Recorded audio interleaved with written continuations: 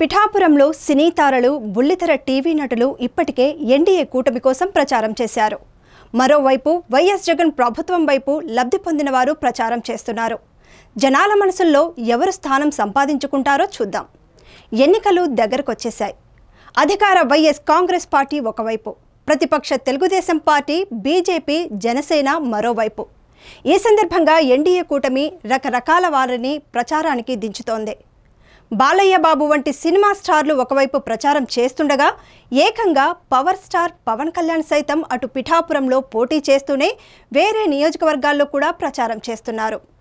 పవన్ కళ్యాణ్ తరపున జబర్దస్త్ టీం మొత్తం కొన్నాళ్ల పాటు ప్రచారం చేయగా, ఇక మెగా కాంపౌండ్లోని హీరోలు వరుణ్ తేజ్, వైష్ణవ తేజ్ వంటి వారు సైతం ప్రజల్లోకి వెళ్లి కూటమికి ఓటేయాలని అడుగుతున్నారు.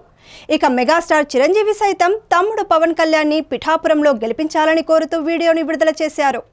ఇలా కూటమి వైపు మొత్తం పెద్ద పెద్ద సినిమా స్టార్లు ప్రచారం చేశారు.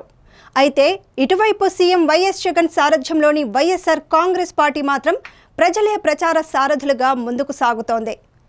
ఓవైపంతా తానై జగన్ ప్రచారం చేస్తుండగా, మరోవైపు ఆయన ప్రభుత్వంలో లబ్ధి పొందిన వారు ఆయన కోసం ప్రచారం చేస్తున్నారు. తెలుగుదేశం హయాంలో పెన్షన్ కోసం ఇబ్బంది పడిన ఓ తాత, అమ్మఒడి అందుకున్న ఓ అక్క, జగనన్న విద్యా కానుక అందుకున్న ఓ కుర్రాడి తల్లి, ఆసరా అందుకున్న ఓ అక్క, ఇలా పేదలే జగన్ తరపున ప్రచారం చేస్తున్నారు.